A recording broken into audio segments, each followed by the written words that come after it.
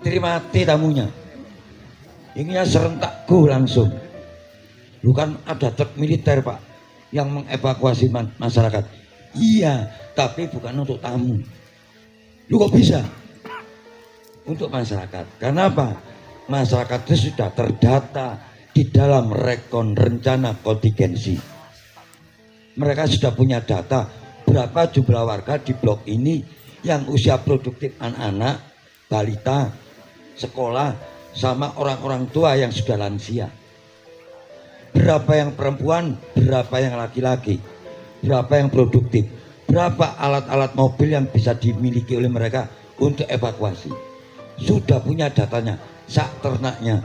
Bahkan bagian saya adalah mendata murid-murid saya dari kuda-kuda dan kambing serta sapi.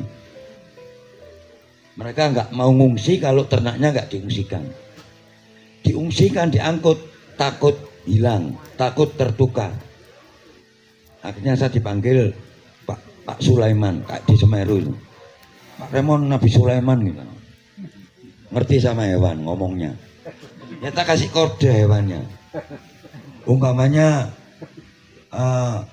Pak Amir Kampung Renteng atas sapi punya 2, laki 1, perempuan 1, anaknya 2. Nah, Amir RA Renteng atas sapi plus 1, sapi plus sapi min 1, anaknya plus min berapa? Tinggal nulis kode, foto jebret, kasih plastik, cantolkan di galungan. Nanti sampai bawa kodenya ini passwordnya, sapinya akan ketemu. Nah itu pernah saya uji coba di Alas Pahit, Selosonanta waktu gunung erupsi. Sapinya ngerti, cocok Pak? Iya cocok. Coba sampai nggak punya dekat ini, disurutuk wong ibu sapi ini, nggak cocok sampai.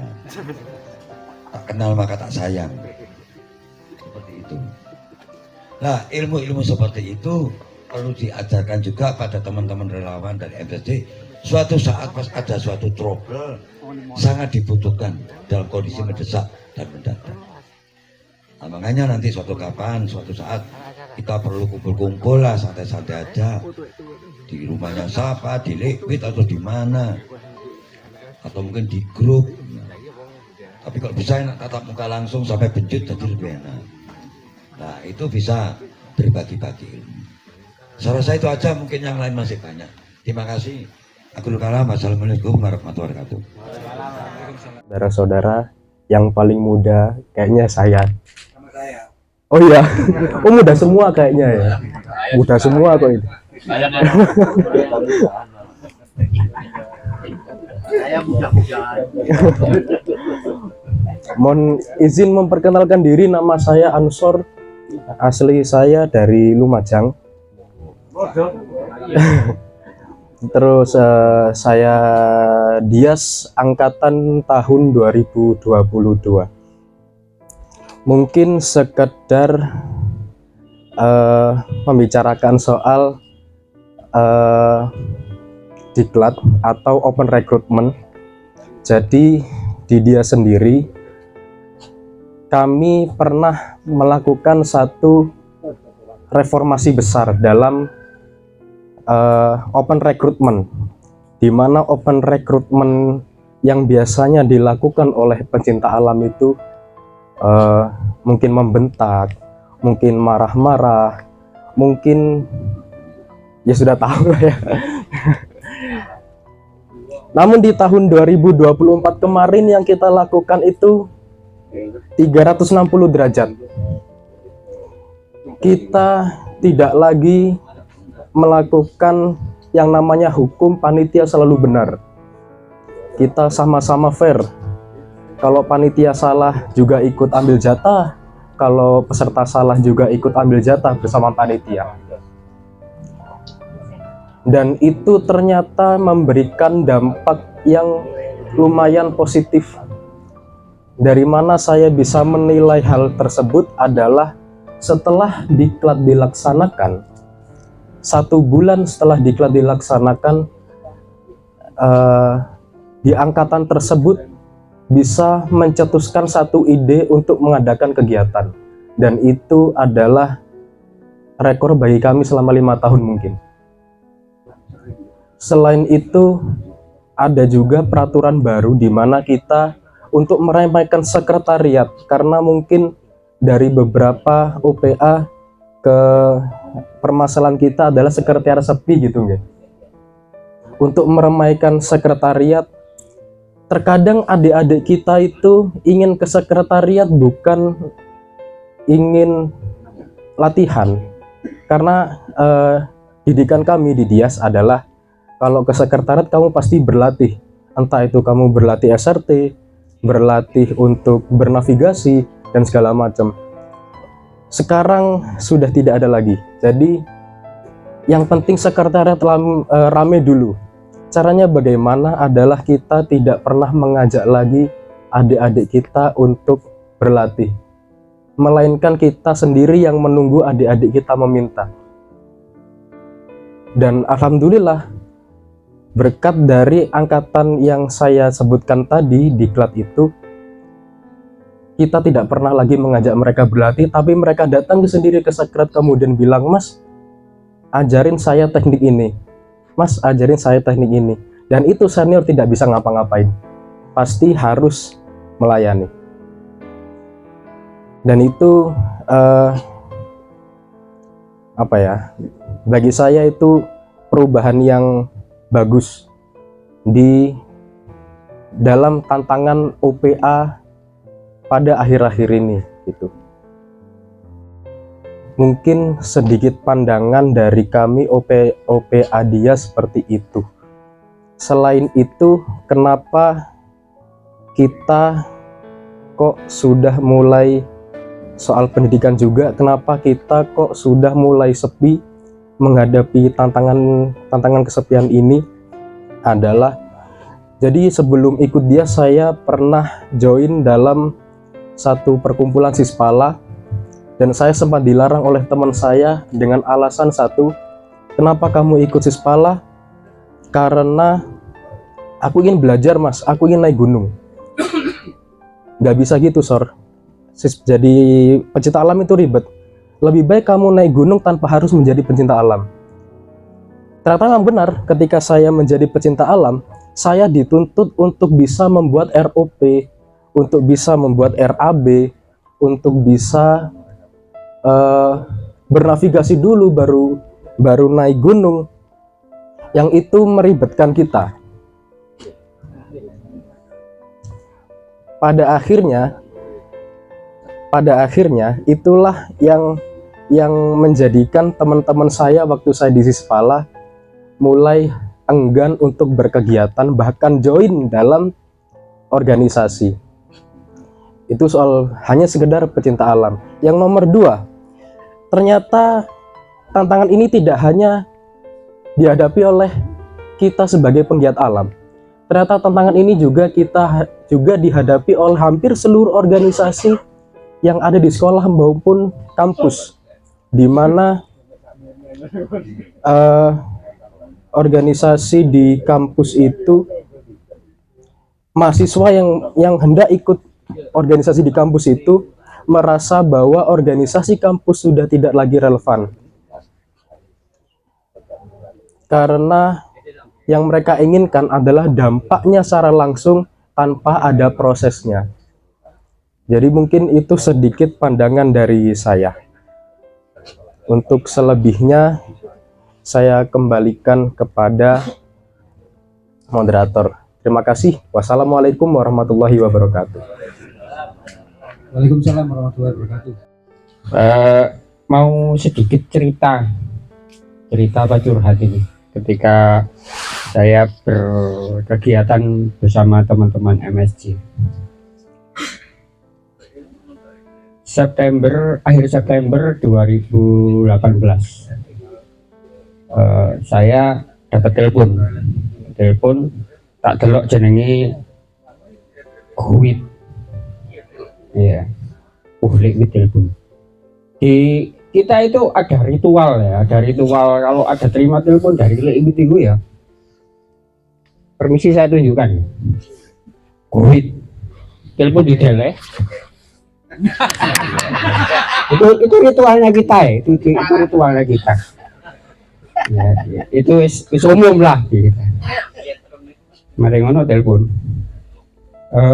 Kamu bisa ke Paparas? Oh ya bisa ke Jalan Kawi. Wis tekorono kan. Itu sekitar 1 atau 2 hari setelah bencana tsunami Palu. Saya ingat itu akhir September. 1 atau 2 hari setelah itu. Kemudian saya ke sana. Di sana itu seingat saya itu sudah ada limit. Ya sing paling eling soalnya sing nelpon ya. Terus ada Mas Dino, ada Mas Denny ada ya waktu itu, ada ya. Ada Mas Denny, ada Pak Nur juga kalau nggak salah ya. Iya. Pak Nur saya lupa yang lainnya ada. Mas Udin ada Mas Udin juga waktu itu. Yang lainnya aku lali aku waktu itu. Nah, kemudian rapat singkat kita membentuk tim untuk merespon bencana tsunami likuifaksi ya. Kemudian kita juga ya seperti yang disampaikan tadi kan MSJK kan gak ono uangnya ya. Di sini cuma uang tuwek-tuwek tok aku tok sing nom. aku nom repot. Ya, kita juga menghimpun beberapa rekan-rekan yang bersedia untuk berangkat ke Palu waktu itu. Dan kemudian terkumpul beberapa teman waktu itu kalau nggak salah sekitaran nggak sampai sekitar antara 15 sampai 20-an lah. Ya kemudian. Nah, situasi di Palu waktu itu tidak ada gambaran sama sekali. Dan tidak ada orang sipil selain TNI Angkatan Udara yang bisa masuk ke Palu, keluar masuk Palu. Jadi satu-satunya transportasi di Palu waktu itu adalah melalui udara. Lewat darat tidak bisa, lewat laut tidak bisa. Pelabuhan sudah hancur. Banyak jalan putus. Darat banyak jalan putus. Saksinya Mas Ika waktu itu kan di dinas di Lorelindo ya. Ya, bahkan sempat putus komunikasi waktu itu sama Mas Ika. Ya. Jadi satu-satunya jalan adalah lewat lanut. Itu pun lapangan udara sudah tidak berfungsi 100%, cuma bisa Hercules. Relawan sudah ngumpul. Kan kudu budal relawan ini. Kan nggak mungkin di Jarno ngentang di Kawi. Waktu itu di Papalas ya. Waktu itu relawan ngumpulnya di Papalas. Saya diperintahkan Lewit untuk berangkat ke Surabaya berbekal surat dari MSJ golek transportasi gratis. Saya datang ke Pelindo ditolak soalnya pelabuhan tidak bisa. Saya datang ke ASDP juga tidak bisa merapat ke sana karena armada laut tidak ada yang bisa merapat ke sana. Pokoknya wis gak iso wis, nggak 2 tahun.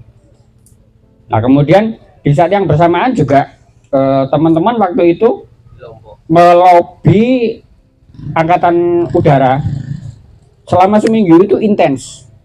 Melobi Angkatan Udara supaya iso katut Hercules TNI Rono. Ya betul nggih Mas ya. Jadi relawan iku wis nglumpuk di Papalas, di Kawi, iku seminggu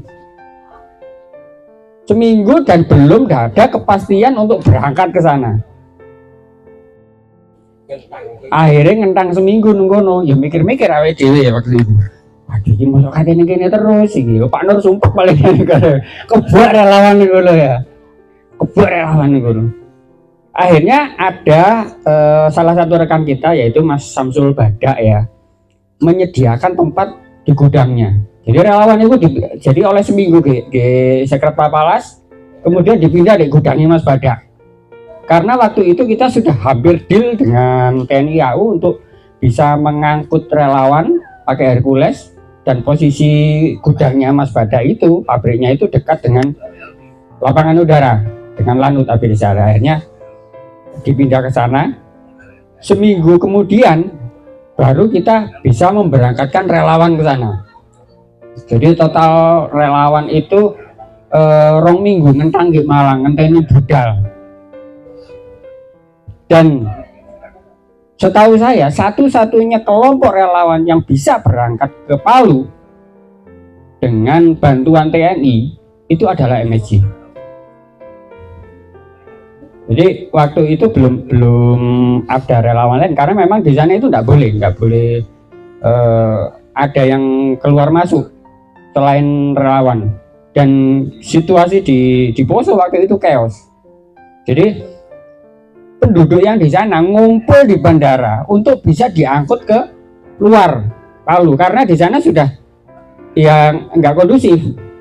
Kata tuku beras gak iso, kemudian mau berkegiatan apa juga tidak bisa. Jadi mereka yang ada di Poso waktu itu di Palu itu mereka mendatangi bandara untuk bisa diangkut oleh Hercules. Jadi ketika relawan ini berangkat melalui ABD Saleh menggunakan Hercules itu datangnya dari sana itu juga membawa penduduk-penduduk yang di sana itu untuk keluar dari Palu karena di sana sudah tidak bisa berkegiatan. Mau beli bahan pokok juga tidak bisa. Jadi di Bandara ABD Saleh, kebetulan waktu itu juga saya juga bantu ngangkut logistik juga di ABD Saleh ya.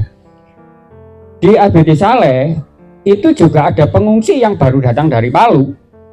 Itu juga nunggu jemputan dari saudara-saudaranya. Kalau mereka yang di Malang ya, itu juga menunggu jemputan dari saudara-saudaranya. Jadi ABD Saleh itu kebek. Sing kate budal rono iku relawan MSJ nggawa wong nggawa barang. Sing teko kono ya ngentang nggih ABD Saleh ngenteni jemputan teko dulur-dulur iki. Ya.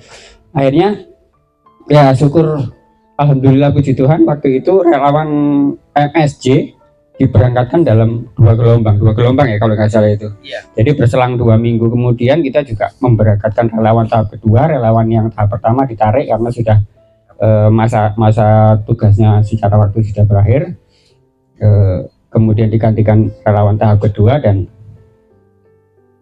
2 minggu kemudian atau kurang lebih sebulan lebih sedikit kita tarik semua, kita selesaikan misi karena memang ya kita kemampuan kita terbatas cuma waktu itu secara keanggotaan, secara finansial kita juga harus memperhitungkan juga waktu itu. Jadi kita menyelesaikan misi di Palu waktu itu dengan kebanggaan yang luar biasa itu. Nah, itu pengalaman saya ketika kita berkegiatan bersama misi. Kemudian yang kedua saya ingin menanggapi tentang fenomena mengenai perubahan perilaku pendaki.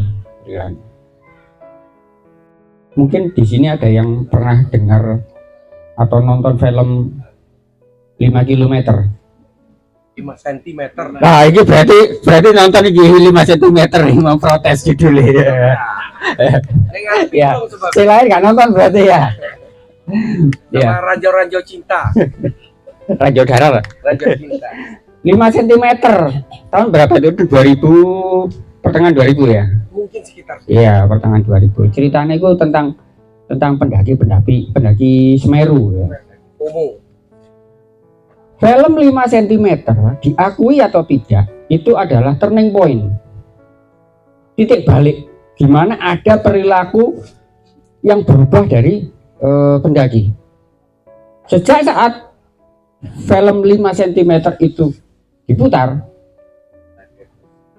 mungkin teman-teman di sini ada yang memperhatikan Semeru itu bertambah berapa persen? 400-500%. Iya, 5 kali lipat mas, 5 kali lipat. Dan itu menimbulkan satu permasalahan sosial di Semeru, sampah terutama. Kemudian beberapa tahun kemudian muncul pembatasan ya mas ya, muncul akhirnya dibatasi jumlah pendaki yang bisa naik ke puncak. Kemudian ada kebijakan mengenai sampah dan sebagainya ya Mas ya. Jadi turning point ini adalah sebuah perubahan perilaku,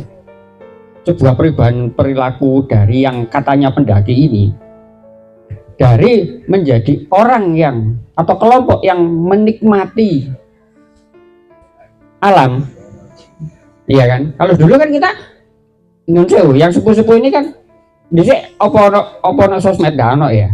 Jadi fotonya itu nek sampean nggo foto, nek duwe foto di jam niku yo. Fotonya itu di-upload di ini. Saya tanya yang sepuh-sepuh, di-upload apa enggak? Enggak. Berarti jenengan ini menikmati apa sebetulnya? Menikmati alam kan nggih? Iya kan? Bukan untuk dipublikasikan, apalagi dikomersialisasi kan gitu nggih. Tapi yang terjadi ketika saat-saat ini, terutama setelah film 5 cm dan kemudian berkembang sebuah fenomena yang namanya media sosial, ya, itu foto terutama di tempat-tempat seperti itu menjadi sebuah tujuan, iya kan? Kayak apa munggah gunung? Gawe foto, gawe konten, ya. Nek soalnya konten kadang-kadang ya oleh duit. Iya kan?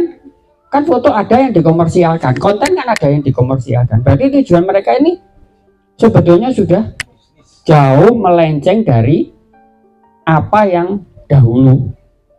Ini kita anggap sebagai yang namanya pendaki gunung pencinta alam. Ya tujuannya apa? Ya tujuannya komersil. Upload foto ke sosmed.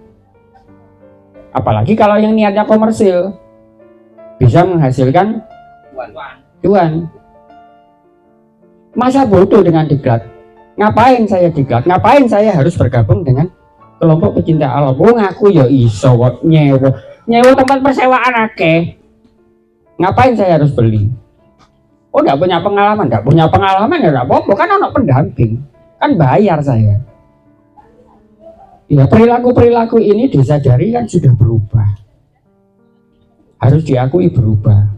Kenapa sih berubah? Karena tempat yang dahulu itu hanya untuk kelompok-kelompok tertentu yang hanya bisa diraih oleh kelompok-kelompok tertentu seperti Semeru, itu sekarang sudah berubah, diakui atau tidak sudah menjadi tempat wisata.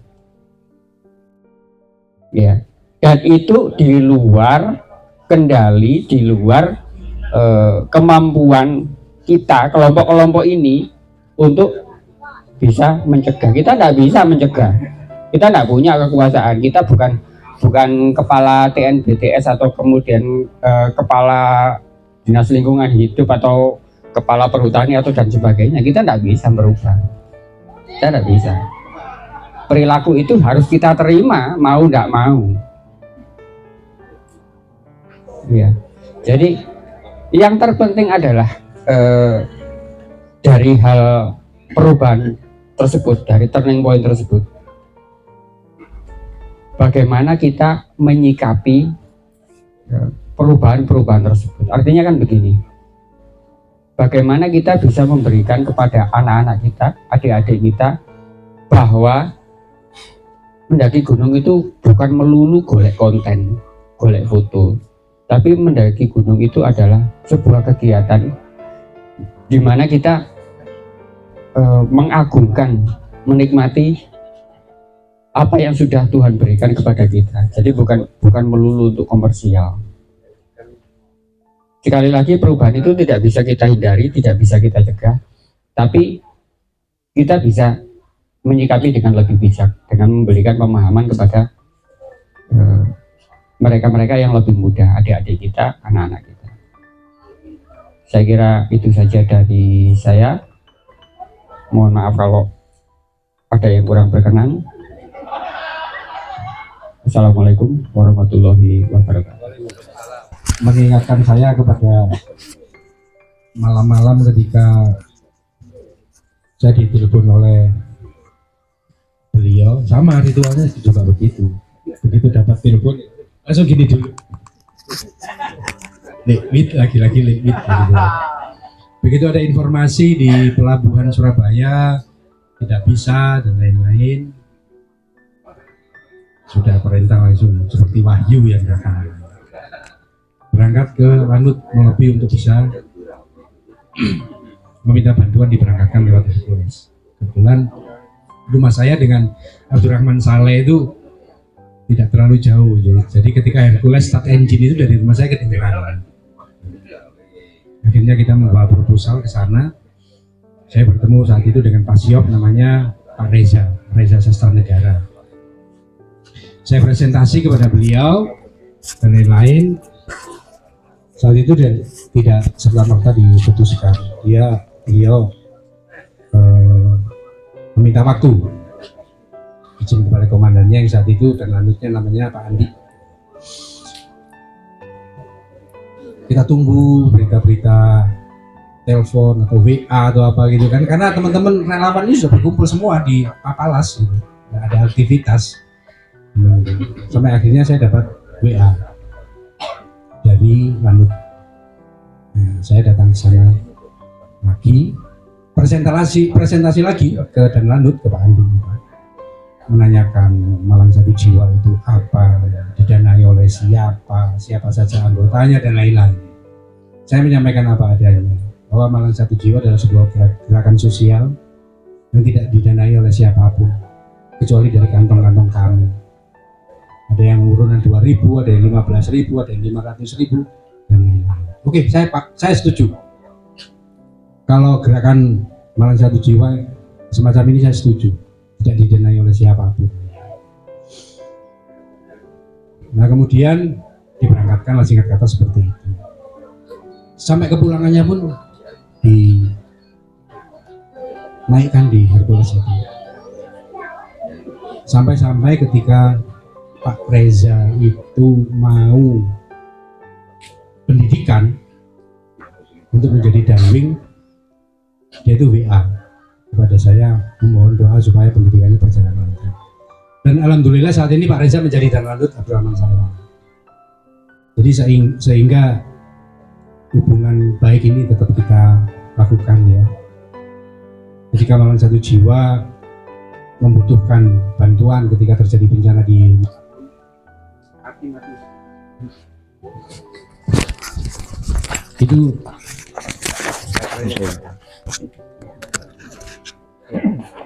itu insya Allah kita masih punya koneksi, dan beliau sekarang kan menjadi orang nomor 1 di Abdurrahman Saleh.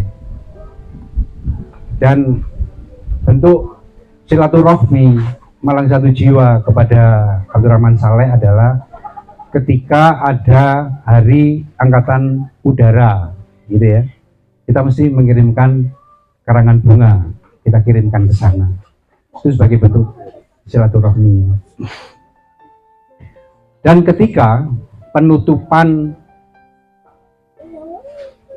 kepanitiaan dan kerelawanan di Palu itu kita lakukan, yaitu di Jalan Kawi, di Gedung KONI itu ya, KNPI ya, Gedung KNPI.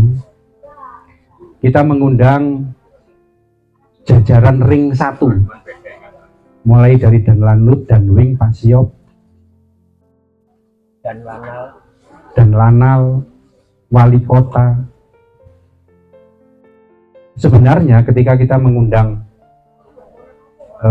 Pak Wali Kota itu antara iya dan tidak kehadiran beliau. Tetapi begitu melihat bahwa Danlanut Abdurrahman Saleh hadir, satu-satunya orang berbintang 2 di Malang, maka beliau memutuskan hadir. Jadi saat itu ada Danlanut, ada Pak Siop, ada Danwing. Danlanut itu kosong, dari pimpinan-pimpinan puncaknya itu kosong. Hadir semua di gedung KNPI di acara penutupan kerelawanan di Palu, bahwa misi Palu kita tutup. Itu ada wali kota, ada beliau-beliau, ada Danlanal, dan beberapa jajaran anggota DPR juga hadir saat itu. Nah, teman-teman, forum silaturahmi yang dilakukan oleh Malang Satu Jiwa tidak terbatas pada silaturahmi antar sesama pecinta alam atau penggiat lingkungan atau penggiat alam, namun juga kita lakukan silaturahmi ke beberapa instansi kunci, ya, instansi kunci ketika terjadi kebencanaan di tanah air, yang tujuannya adalah berkolaborasi dengan mereka. 9192 ya kalau nggak salah itu. Itu saya naik Gunung Kelut sama almarhum Bambang Celeng, anak teman-teman RPA ada 5 orang. Naik, saya turun jam 9, jam 11 itu gunungnya meletus. Nah, yang jadi permasalahan itu kan waktu jalan dari puncak, ya, sampai ke Penataran, ya namanya Penataran itu kalau nggak salah masuknya itu di Blitar. Sepanjang jalan itu orang sudah banyak masyarakat yang tanya, kalau kita bawa keril kan, dari mana mas? Saking Kelut. Gimana gunungnya? Gunungnya buatan apa-apa? Buatan bu. Berarti buatan usah ngungsi nih, buatan usah ngono. Nah itu sepanjang jalan, bayangkan itu berapa masyarakat itu yang tanya itu. Ya. Dari Margorejo itu turun itu selalu menginformasikan itu, karena pada saat itu saya melihat memang tidak ada gejala yang seperti kita bayangkan bahwa kalau gunung mau meletus hewan-hewan pada turun. Pada saat itu masih banyak monyet, masih banyak burung. Saya masih ke kawah ngambil air kawah, sampelnya dan sebagainya. Artinya gunungnya nggak akan mungkin meletus. Saya masih malam itu masih nginep di terowongan itu, hujan deras, hujan badai ya, geruduk itu, petir. Jadi tidurnya di terowongan sodetan itu pak. Nah, habis itu pagi langsung turun ke kawah. Bahkan almarhum Mas Bambang itu tak kasih target besok kalau pulang manjat tebing itu yang di sebelah timur, kalau gitu ya, apa Gajah Mungkur ya itu. Oh ya mas, kok tak panjat ya ngono. Saya lagi nyiapkan, udah kebayang timnya itu adalah almarhum Beol, almarhum Kuplo gitu, yang pemanjat Malang ya, Colok dan sebagainya. Oh kira-kira manjat di sana, kita bikin kegiatan bareng-bareng lah, karena memang pada saat itu untuk manjat sebuah kegiatan yang seperti itu pasti akan mengumpulkan dari beberapa organisasi toh, alat-alatnya baru bisa melakukan ekspedisi pemanjatan itu. Jadi turun jam 11, saya masih cuci cetak filmnya itu di pantai, gunungnya meletus itu. Saya nggak percaya Gunung Kelut meletus. Masih debat dengan tukang foto cuci cetak. Nah untungnya itu dulu kan kalau film Fuji itu kan ada tanggal ya. Nah, ini loh mas, aku mari kondukur. Oh ya wes, rasa dibayar kalau gitu. Nah saya cuci cetak gratis itu, fotonya Gunung Kelut itu di situ, itu nggak bayar. Baru dia percaya kalau saya baru turun dari Kelut. Nah itu pada saat itu tuh saya berpikir loh, ya opo wong sing ngarep ngungsi, yang siap-siap ngungsi, informasinya pada saat itu belum ada BNPB, BPBD, tapi masih apa ya, Satgas apa gitu namanya. Nah itu adanya di kecamatan gitu. Sakorlak, jadi di tingkat kecamatan. Loh, bagaimana terusan orang-orang ini ngungsekno? Nah terusan baru jam 12 siang itu koordinasi pulang saya ke rumah. Kebetulan rumah saya itu di Lingi ya, di Blitar, jadi pulang. Nah yang celakanya di rumah Lingi itu juga, saya waktu turun itu berangkatnya pamitan, pulangnya nggak pamitan. Jadi orang di rumah Lingi itu juga lagi bersedih, wah iki arek iki mati apa ya apa ngono. Nggak ono kabar. Jadi begitu saya nongol, lah iki urip wonge ini. Nah kira-kira begitu. Nah dari situ terusan saya mencoba pertama kali mengurusi pengungsi secara benar itu ya, belajarnya dari situ. Jadi saya mencoba merelokasi.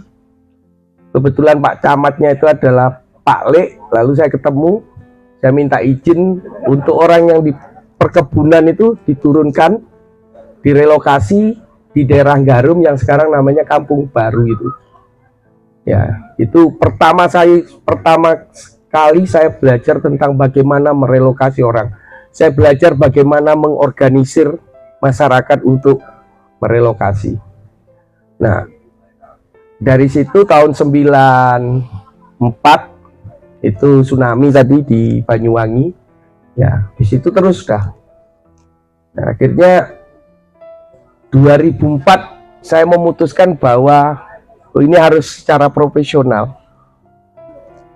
Akhirnya saya coba untuk apply, ya, mendaftarkan diri di sebuah lembaga. Pada saat itu saya bisa keterima di salah satu lembaga internasional, namanya UN Habitat, United Nations Habitat. Jadi memang salah satu lembaga PBB yang bergerak di dalam resettlement, jadi membangun hunian baru.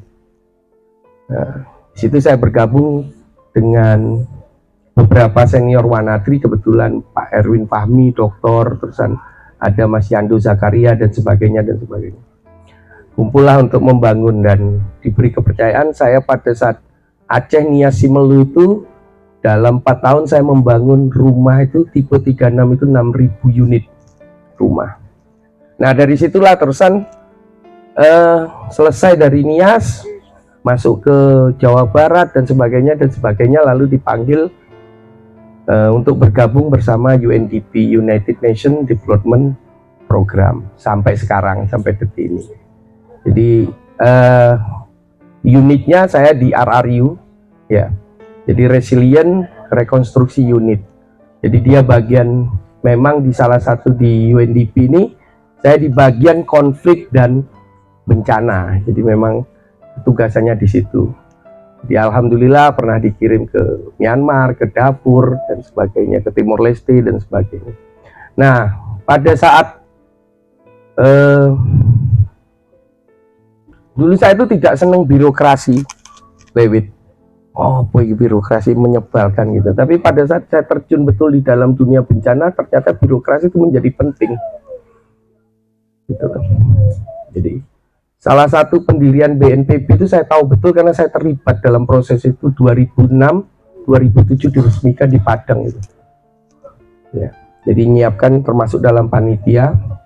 Terpilihlah pertama itu adalah Profesor Maijen, Profesor Dr. Samsul Ma'arif itu yang terpilih sebagai kepala BNPB sama. Lalu digantikan Pak William, Pak Doni dan seterusnya dan seterusnya. Nah, proses ini saya belajar betul karena memang dalam proses kebencanaan itu tidak bisa terlepas dari regulasi. Kenapa ada regulasi? Karena ada anggaran di dalamnya. Gitu loh. Nah, celakanya pada saat Indonesia ini secara garismu kita ring of fire, ya, maka kita tuh supermarketnya bencana. Supermarketnya bencana. Jadi kalau perusahaan saya belajar akhirnya bicara bencana itu, saya basicnya sebetulnya sipil. Jadi konstruksi bangunan, tapi begitu saya belajar bencana, saya harus belajar tentang sejarah, tentang antropolog, tentang macam-macam, ya, bahkan sosial politik dan sebagainya. Karena bicara bencana itu akan bicara keterkaitannya ke sana. Tidak ada orang akan ahli bicara bencana kalau dia tidak tahu sejarah. Bullshit itu sudah. Pasti dia akan bicara sejarah karena akan ada pengulangan. Nah, tinggal berapa tahun pengulangannya itu. Ya. Saya pernah jadi salah satu ditunjuk untuk tim menyiapkan tim geopark. Ciletuh itu menjadi salah satu istilahnya tuh geosphere ya.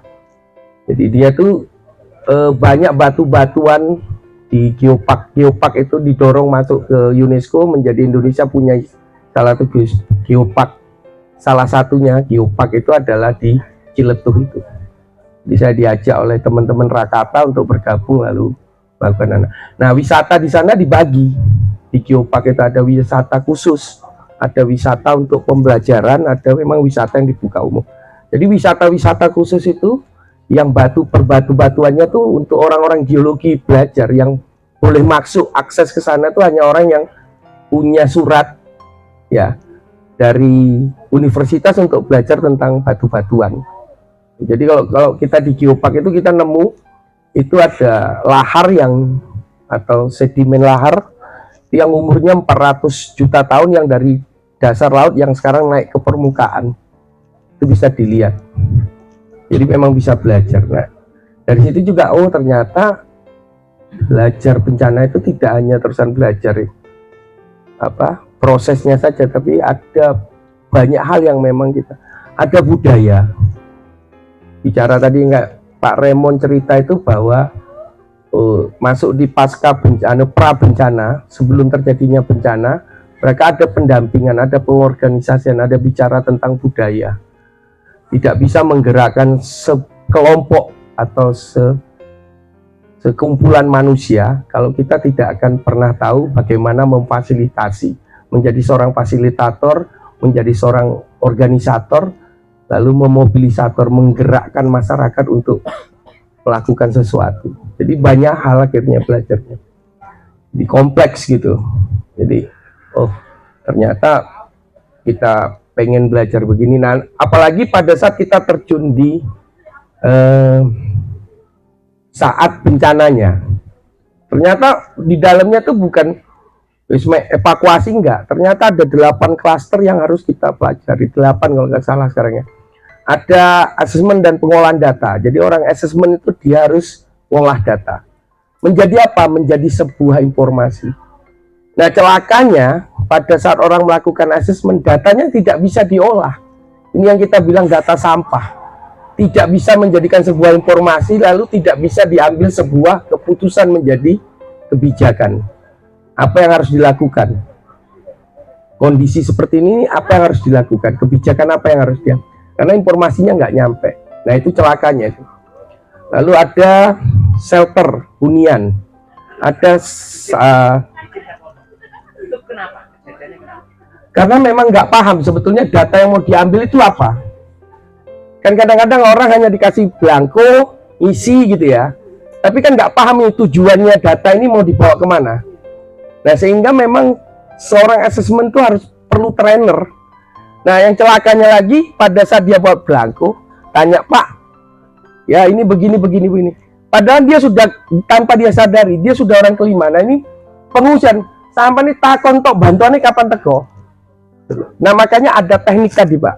Ada teknik fasilitasi, ada teknik. Jadi asesmen itu punya cara, ya, punya metodologi, punya pendekatan seperti ceritanya Mas Raymond tadi loh. Gitu lah. Ya. Itu salah satu metodologi sebetulnya melakukan pendekatan. Sehingga orang ditanya tidak merasa dia ditanya, tidak merasa memberikan informasi, tapi kita mendapatkan informasi yang banyak. Itu cara ya, teknik. Itu yang saya bilang tadi. Jadi relawan tuh harus memang punya kapasitas dan kemampuan skill gitu ya. Jadi nggak bisa juga asal. Iya, nggak, ini ya nggak apa-apa, bagus Pak. Jadi sekaligus kita bisa membayangkan, akhirnya kebayang, oh iya ya. Kenapa terusan pada saat kita asesmen tuh sering diusir? Karena kadang-kadang kita datang tuh orang 10 udah yang takon. Papan itu takon tuh bantuannya nggak teko-teko, ngono kan gitu kan? Ya. Iya, bantuannya nggak ono, tapi takon tuh. Sampai nih semua ke 10 loh Mas. Pertanyaannya podo. Gitu. Nah, tapi kan ada cara. Misal nggak perlu pakai belangko, kita sudah tahu tujuannya gini, informasi yang mau kita cari. Pak, mau wong piro sing wis mlebu? Wah ini Mas, opo ae ceritane? Udah cukup data ini, opo ibu Pak? Kita dapat toh. Tanpa harus bertanya menggunakan belangko. Nah, itu loh.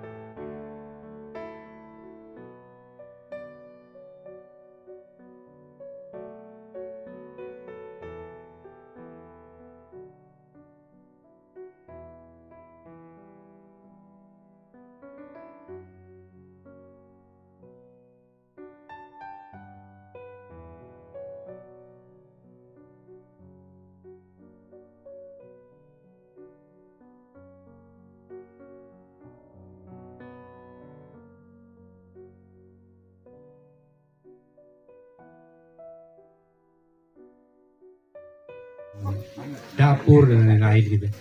Belum Semeru itu terjadi letusan yang dasar kemarin 2010 Desember. Menjawab tantangan Mas Andang dari AMC waktu itu untuk mengadakan mitigasi prabencana yang waktu itu untuk rekom ke Deputi Kebencanaan Jakarta. Kita teman-teman OPA umum utamanya waktu itu diundang ke sekretariatnya AMC yang di dan Kota Malabar sebelahnya itu namanya apa itu? Dalam Malabar apa itu? Prabencana itu melibatkan 5-10 organisasi. Jadi terutama rekan-rekan umum, Papalas, AMC, Dias, TMS 7, kemudian ada Sispala juga dari Kasu B4, kemudian ada Stepas Ngosari, juga ada sebagian teman-teman Mapala, waktu itu dari Tusina, Mapala, sama Bawida. Ya intinya semua akses 5 km dari titik epicentrum Semeru itu kita lakukan assessment. Memang itu adalah sampel awal bagi kita karena 2010 saya bersama Mas Jenny ke Padang waktu itu juga melakukan assessment kecil-kecilan, kemudian ditugaskan oleh Sarma Meru waktu itu ke Jogja untuk setelah letusan pasca letusan, ketika masih banyaknya warga yang nunggui ternaknya di atas. Jadi titik-titik batas yang sudah diberikan oleh pemerintah setempat yang nggak boleh dimasuki, tapi ternyata kan masih bisa dimasuki. Kita lakukan titik-titik koordinat itu kita lakukan assessment. Semua titik yang di radius yang daerahnya Mbak Marijan itu waktu itu, daerah merah, ya daerah merah, itu kita titik-titik itu kita data, kemudian kita lakukan istilahnya penyampaian laporan lah, istilahnya itu. Baik ke Posko Malang, Sarma Meru maupun ke pemerintah setempat juga. Setelah itu baru kita jawab tantangannya Mas Andang AMC itu. Semua titik mulai Malang sampai Lumajang. Waktu itu memang akses untuk di Lumajang sangat bagus. Lain halnya dengan yang di Malang.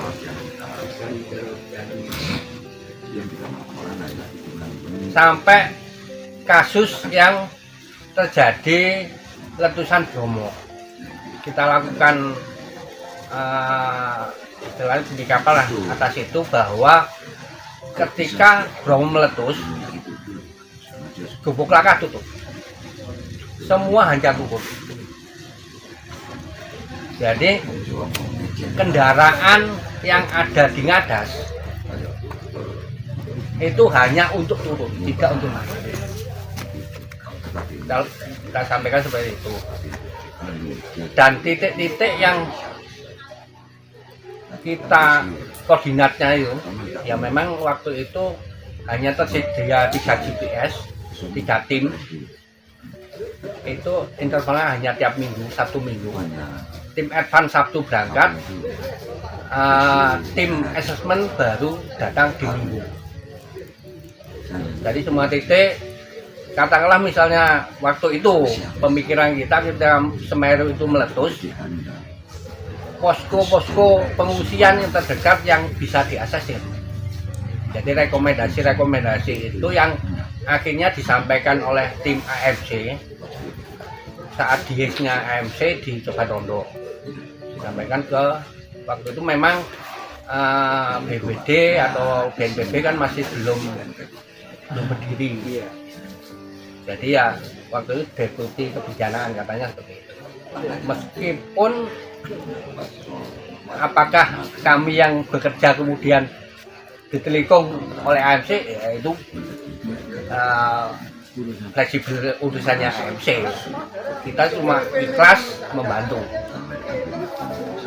Kemudian terjadi bencana, dan memang idealnya mitigasi bencana itu kan tiap tahun dilakukan untuk pembaruan. Cuma karena waktu itu teman-teman Malang, OPA Malang lah istilahnya, hanya bisa melakukan seperti itu ya. Itu adalah awal bagi kita belajar tentang mitigasi, belajar tentang assessment. Jadi di luar Gonja-ganjing Mahameru yang tempat saya koordinasikan dengan teman-teman di PAMA, waktu sekretariatnya masih di stasiun di Indonesia Muda itu, kan sempat saya pakai untuk koordinasi Mahameru itu, karena kalau pakai Mahameru terlalu ribet, sehingga ya istilahnya atas nama pribadi masing-masing organisasi. Ya mungkin sedikit bisa saya sampaikan. Yang pertama tentang asuransi, Mas. Asuransi di kantor desa maupun di sekolah itu kita belum punya gambaran asuransi model seperti apa. Satu itu. Yang kedua tentang masuknya kita alam ke gunung, kan tiketnya mahal.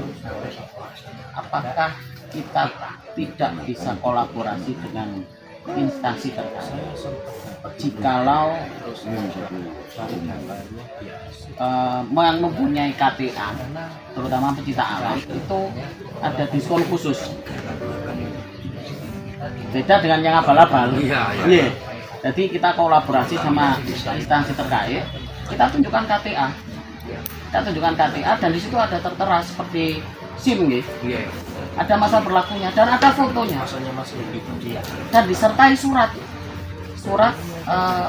mandat dari kampus atau dari organisasi umum gitu. Apakah itu juga bisa salah satu terobosan gitu? Mungkin itu aja singkat. Oke, nah, jawab yang mana dulu ini? Yang sana dulu ya. Oke, maka ya kan jadinya KRB tuh. Iya. Kawasan rawan bencana, ya toh. Nah, apakah itu dia masuk ring 1, ring 2, ring 3, zona merah, oranye atau hijau? Itu nanti bisa dibuktikan pada saat letusan terjadi, lalu kita cek ulang lagi tuh koordinat-koordinatnya.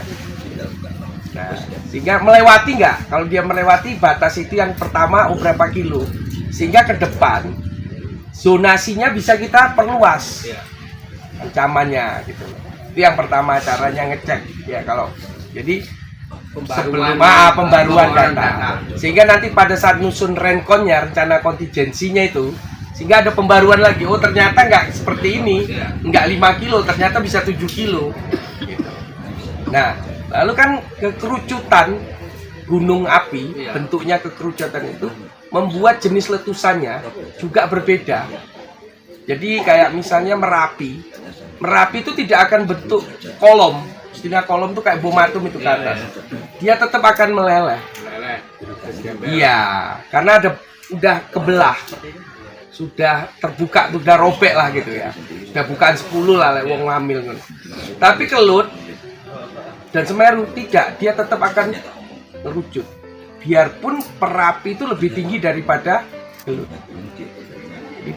Bentuk posisi gunungnya, model gunungnya itu akan membedakan model kawahnya itu letusannya seperti apa. Dia kawah kering atau kawah basah. Semeru itu kawah kering, Mas. Kalau kita lihat, tertutup tapi dia kering, sehingga dia tidak perlu tenaga besar untuk mengeluarkan energinya. Tapi Kelut karena dia basah, dia memang tidak meletus, tapi dia mengumpulkan energi dulu untuk mendorong karena dia basah, ada airnya. Dia butuh tenaga besar untuk meletus. Itu kalau meletus gede sekali meletus. Nah, sehingga kenapa diberi sodetan itu untuk mengeluarkan volume airnya sehingga tidak terlalu besar pada saat dia melakukan letusan. Energinya itu tidak terlalu gede. Itu salah satu lah ya. Tapi menarik saya bilang. Kita positive thinking saja, mau dipakai siapa aja datanya selama bermanfaat oke aja kan gitu. Ya, jadi biar nggak sakit hati. Saya selalu begitu. Pakai pakaian wis lillahi ta'ala wis gitu kan. Ya barokah jadi mudah-mudahan jadi amal jariah kan kita nggak tahu kan. Nah, yang kedua tadi pertanyaannya, saya jawab dulu dari pendamping tadi lah ya. Mau masuk Semeru itu kalau kita bawa KTP, bawa KTA, dia tahu kita dari pecinta alam, tidak perlu pakai pendamping. Tidak perlu pendamping. Tadi asal punya KTA, ada surat dari surat tugas, surat jalan lah dari organisasi pecinta alam. Tidak perlu pakai pendamping, bisa langsung dia. Nanti diikutkan kelompok yang Iya, jalan saja nanti bareng kelompoknya Bareng pendamping itu, kelompoknya tapi tidak perlu pendamping. Jalannya aja asik aja. Yang dipermasalahkan yang ada pendampingnya. Ya iya itu tadi. Nah pendamping itu kan informasinya nggak jelas. Bahwa naik Semeru ada pendamping. Kalau kita punya KTA dan anggota pecinta alam, tidak perlu pendamping. Bisa langsung berangkat. Dalam dan luar kota. Pokoknya selama dia anggota ke pecinta alaman. Ya. Yang jadi permasalahan itu, saya tahu ketemu dia tuh semayanane, Pak. Neng Facebook. Ono sing teko Jakarta, ono sing teko Bandung, ketemunya di stasiun Malang. Iya, open trip. Ketemu di Malang, semayanan berangkat ke Semeru.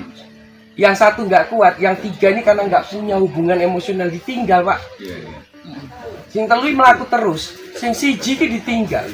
Untungnya ketemu kita. Lalu itu nggak ketemu, nggak selesai gitu. Dalam kondisi sakit. Itu karena tidak, ya itu tadi karena nggak satu organisasi, tidak punya ikatan emosional, ya susahmu, senengku itu loh. Nah ini yang orang-orang yang seperti ini yang perlu pendamping. Karena kalau ada pendampingnya pasti berhenti, stop sih, ojo dilanjut. Selesaikan dulu ini kita. Naik atau turun, kan gitu. Nah itu yang tadi saya bilang. Jadi pendamping itu muncul karena ada kebutuhan yang seperti itu untuk mengurangi resiko itu. Jadi pasarnya tuh ketemu, Pak. Ada kebutuhan, pasarnya mutu. Jadinya bisnis. Ya. Nah, yang kedua tadi yang asuransi. Nah, nomenklaturnya dicari. Karena nomenklatur itu akan berurusan dengan dana ADD. Dana ADD itu kan ada fungsinya masing-masing. Nah, itu yang ditanyakan ke Dinas Pemberdayaan Wanita dan Desa. Kalau dibawa ke Menkes. Boleh nggak? Bisa bayar permi sebetulnya. Hanya itu tidak dijelaskan. Bayar gajine apa? Perangkat bisa kok. Masa bayar asuransi permi asuransi setahun sekali nggak iso? Di undang-undang? Bisa kan, tinggal cari nomenklaturnya. Hanya kan tidak semua kepala desa, sekretaris desa juga membaca nomenklatur itu kan. Bisa, Pak. Yang diasuransikan adalah gedungnya. Jadi saat asuransinya kayak mobil gitu. Aset kan dia. Oh, saya pernah tanya, petani itu ya, bisa diasuransikan kok. Jadi petani gagal panen itu bisa diganti dengan asuransi. Sebetulnya. Jadi banyak, hanya kan tidak tersosialisasi dengan baik di masyarakat. Sekolah? Sekolah bisa, Pak. Gedung sekolah bisa diasuransikan. Asal bayar permi per tahun, nanti dihitung luasan atau apa ya. Nanti sekian nih, 1 juta per tahunnya. Nah, itu bisa diambilkan dana bos kan, sebetulnya kan apa tekniknya kan banyak caranya toh, asal kita tahu saja gitu. Nah permasalahannya kan kadang-kadang kepala sekolah juga kita nggak mau repot, urus lah ngono aja. Nah tapi itu kan jadi beban. Jadi beban, Pak. Pada saat terjadi bencana, bebannya paling besar tuh, anggarannya paling besar itu adalah untuk infrastruktur. Infrastruktur paling besar dibanding sosial dan ekonomi. Permasalahannya dari instansi terkait itu biasanya tidak mau. Iya, Pak, nggak mau repot. gitu loh. Jadi mendoktrin kok ngurusi bosda bosnas non sewu ya. Gurunya ini nggak mau ribet dengan urusan bosda bosnas. Aku itu wis ngajar. Lah iya Kok kan. coba urusi aduh mumet sih Mumet aku. dah tuh, gitu. Kan gitu. Terus ngene gajiku sampeyan mbok urus Bos sing tambahin kok urusan riwari lah bensin kok kan gitu Pak. pasti gitu. Nah itu kan permasalahan di situ. Iya, nah makanya toh. Jadi Jadi untuk berkembang ke asuransi itu boh. saya tuh pernah ya, kan sekarang ada SPAB, Satuan Pendidikan Aman Bencana yang di sekolah-sekolah itu. Terus setengah mati tuh Pak. Lah kepala sekolah yang ngono, lah itu urusannya dinas ya Mas. Masa aku sih ngurusin. Padahal itu untuk menjadi itu kan indikator itu 10 langkah itu. Setiap tahun kan harus diadakan. Karena apa? Muridnya kan ganti. Ya. Akhirnya wah salah aku iki mlebu ning SPAB. Wis ning pondok ae dulinane wis enak. Akhirnya itu lek wis membangun pengurangan risiko di pondok pesantren berbasis budaya. Kenapa pondok itu budayanya beda-beda wis enak wis apa jarine yai ini wis mesti katut. Mohon izin. Ya. Nah, gitu loh. Jadi tadi itu karena sebetulnya bukan enggak lalu kita tuh mobil loh. Mas, duit sepeda motor hilang loh berwatu. Apa enggak ada asuransi no yo? Karena kita beli sendiri toh, prosor. Yang dibangun negara kan harus tenang aja. Sekolah darurat kalau lewat negara yang bangun.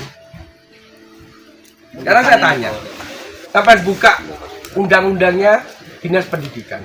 Sekolah itu bangunannya, luasannya Mas yang jadi aturan, regulasinya itu luasannya.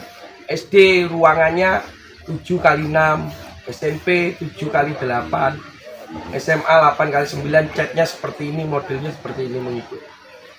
Tapi saya tanya, bangunan di Jawa, ya Malang itu, daerah patahan dengan daerah yang tidak patahan, daerah kemiringan, sama nggak jenis bangunan?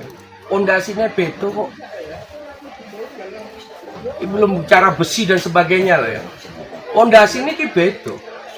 Saya pernah tanya, sampai bangun yang daerah rawa pakai cerucuk enggak? Enggak Mas. Terusan pakai batu pasang. Lah ambles ya apa? Ya kan urusannya dinas Mas. Apa? Terjawab Mas ya. Jadi memang kesalahan dari manusia sendiri memang. Iya, karena kadang-kadang gitu. Lah aku dilungkas pensiun ya Mas. Mindsetnya berbeda. Iya, mindsetnya beda. Nah kita tuh ahli, saya tuh bicara ya, ahli. Nah saya mulai dari 2004 bicara bencana sampai saiki. Sing tak depi itu kalak, kepala BNPB wis ganti ping piro. Dari sinau mana aku pancet tuh sinau ini terus kok. Jadi jenjangnya kan mesti ahli saya. Gitu loh. Gampang kan ngono. Bicara temu gak gunung ya, karo lewit yo kalah wae dhewe. Ngelewit sampai ini lo sih bocor bicara tentang pecinta alaman. Awak dia seingusan lewit terus pecinta alam sampai saya ya tetap kalah toh. Makanya ini. Gitu loh. Ya berarti tadi ada ritual itu ya bener itu. Rocky Gerung pun juga belajar Iya. sama Lewit. Juga gunung nyeker. Makanya gitu. Jadi kenapa terusan? Ya kenapa teman-teman BNPB itu selalu kalah sama relawan? Ya karena itu tadi. Bupati ini ganti, gak seneng deh kalau kalahnya ganti. Birokrasi berubah lagi. Iya. Nah terusan belajarnya sih oleh loro, sinau terkoingannya nol mana. Begitu dia gak paham, wes masa bodoh deh. Pokoknya aku bayaran Lah bulan. saya tuh ini loh Pak, iki real ini. Saya tuh datang, teman-teman TRC-nya BPBD provinsi lah. Bekasan abu aku kabeh biar ning Sampurna itu.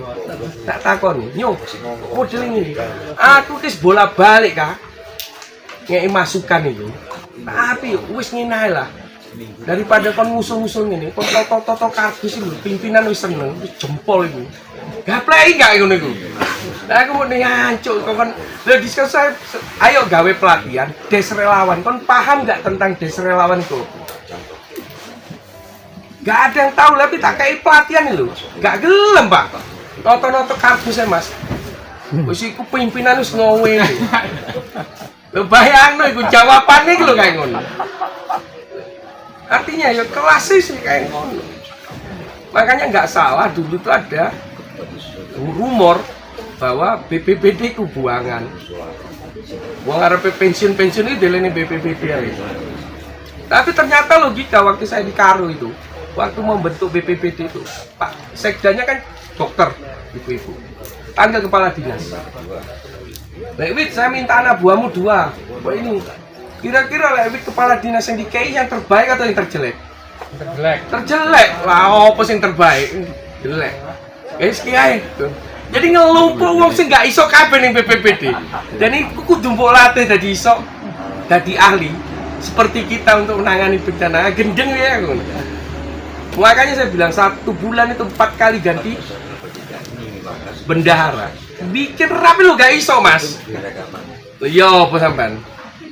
Gawe rapi lu. Gak iso. Belum bikin surat. Tim piket relawan. Lah iya itu. Nah itu loh. Jadi kenapa terusan kapasitasnya BPBD bukan kita mendowngrade kan enggak ya? Kapasitasnya seperti itu memang kondisinya. Kita bisa seperti ini karena konsisten. Benono bencana mudun, pengalaman anyar. Oh bencana mudun, pengalaman baru. Dan mereka kan belum tentu berangkat. Ya, kita nambah, mereka tetap main dengan susu kan kesalip mundur-mundur. SPJ ini gak jalan. Iya itu tadi. Lah dia ngono basis SPJ kok. Dan SPJ gak berangkat. Lah kita kan enggak. Ini Budal ngono itu. Kita juga PSBJ, surat panggilan jiwa. Iya. urusan Nah, ini yang membuat berbeda gitu lah. Mari kono kena Bisa juga terusan nggak juga bisa terusan. Akhirnya saya gini. Ya salah juga Wek Dewi nyalahno mereka ya, karena kondisinya memang seperti itu. Ya kadang-kadang saya ngesor-ngesor kepengen maju. Tapi ya gak iso apa-apa. Atasannya itu lek diurui karo bawane. Nesu, Pak. terima. Iya. Masih bagus pindah. Gak dianggur no, gak dikira apa-apa. Ya, teman-teman, sekarang pukul 12:04. Gitu ya. Nanti ini forum kita selesaikan dulu. Nanti disambung lagi dengan Mas Dika yang masih hangat. Istirahat lah, silakan. saya. Nanti panitia akan koordinasi kira-kira materi apa yang akan diberikan Mas Dika. Kemudian MSC akan berkoordinasi dengan Mas Dika kapan acara pelatihan itu akan diselenggarakan. Baik, terima kasih atas partisipasi kawan-kawan semua. Mudah-mudahan pertemuan kita yang singkat dan hangat ini bisa menghasilkan sesuatu yang konstruktif. Dan silaturahmi itu tetap akan kita jalin. Kita akan bertemu lagi jam 8 atau jam setengah 9 gitu ya. Atau jam 8 lah, jam 8 di tenda ini lagi. Kira-kira besok Mas Dika akan menentukan materi apa yang paling tepat untuk kawan-kawan semuanya. Dan pelaksanaannya membutuhkan koordinasi antara MSC dan Mas Dika di sela waktunya. Baik, terima kasih. Assalamualaikum warahmatullahi wabarakatuh. Sing diternak sampe ini jebret. Berarti yang dibutuhkan kendaraannya tentara terkait 5 motor liane dimobilisasi karo warga. Waktunya sakme ini. Titik kumpulnya di sini. Titik kumpulnya di ini. Waktumu setengah jam. Sudah. Nah itu rencana kontingensi. Makanya di rencana kontingensi itu dokumennya siapa melakukan apa, di mana dan bagaimana. Pertanyaannya itu. Dan itu harus gerak cepat karena yang dilawan 1B